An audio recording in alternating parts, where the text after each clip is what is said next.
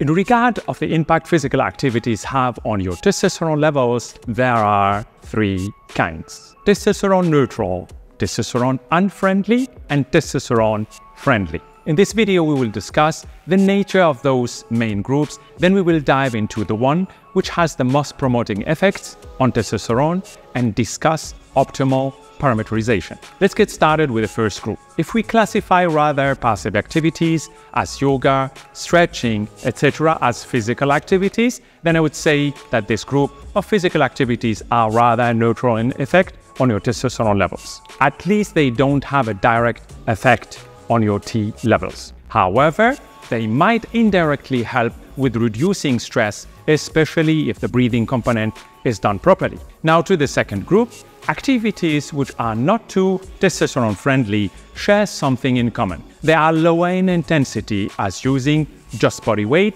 and sometimes shorter range of motion, but last way longer. Training targeting aerobic capacity as cardio-based activities such as long-time running, rowing, cycling, etc.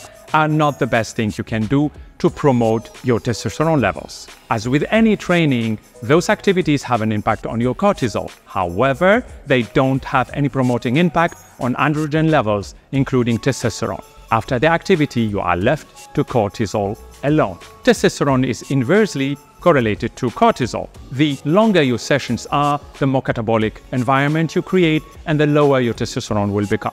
Now to the group you have been waiting for. Activities which have a promoting effect on testosterone can be both aerobic or anaerobic. In both cases, you are dealing with higher resistance as when using weights or higher weights, or higher velocity as when sprinting or jumping, etc. Ideal activities in this group are resistance training, including weightlifting, modified strongman training. And why? Because we are in full control of all loading parameters and can design an ideal training program for any given goal.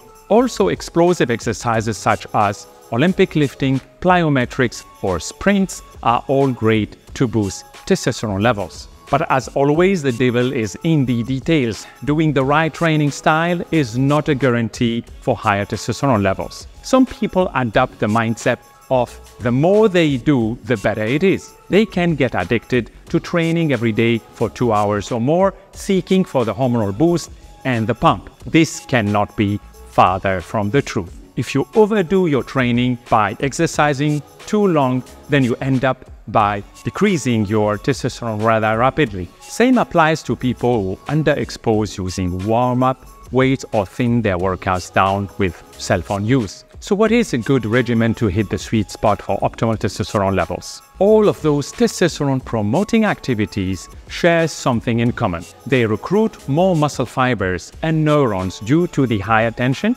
put on each fiber induced by either the load or the acceleration. Dr. Andrew Huberman, a neuroscientist at the Stanford University, puts it in very practical words. The training regimen which increases testosterone levels from 24 hours up to even 48 hours has to respect two loading parameters. The first one, it shall produce a maximal neuronal activation. Number two, it shall not lead to overexertion. To tackle the first one, we have to use heavier loads. Only heavier loads will maximally stimulate the neurons. For the second, we would have to limit the overall volume. In other words, we have to combine high intensity from one side with moderate volume on the other side. The ideal training protocol could look like this. First parameter are repetitions. Here we want to focus on maximum effort. Let's say we do reps between 1 and 8 repetition maximum. Second parameter are sets. Here we want to be something between 6 and 10 sets. And the lower the reps, the higher the sets. Third parameter, the break. Here we should be shooting for something between 1 and 2 minutes. The lower the reps, the longer the break should be.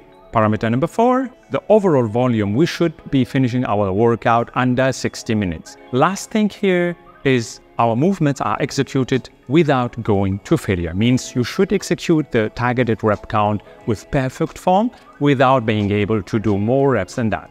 Applying this setup, you could superset 2 exercises back to back. Example, combining upper and lower body as leg press and overhead press, Romanian deadlifts with chin-ups, etc. Or combining antagonistic muscle groups as leg curl and barbell squat, bench press and bent over rows, etc. You could also use the same setup on more explosive exercises as plyometrics and sprints. Example, you high jump 5 times as high as you can, then sprint for 10 seconds, or you could perform 5 medicine ball high throws and you also sprint for 10 seconds as fast as you can. One more piece of advice. If you are obese, forget about sprint or about explosive movements and focus on few things. Focus first on improving your body composition. Secondly, once efficient with your working weight, try to produce the maximum amount of lactic acid during your sessions by going to the limit of your stamina. Get comfortable with it. Number 4, focus on building muscle mass. After that, you can progress to the workout regimen suggested above. Based on the exact same study mentioned, we have designed a special version of the famous German volume training from strength coach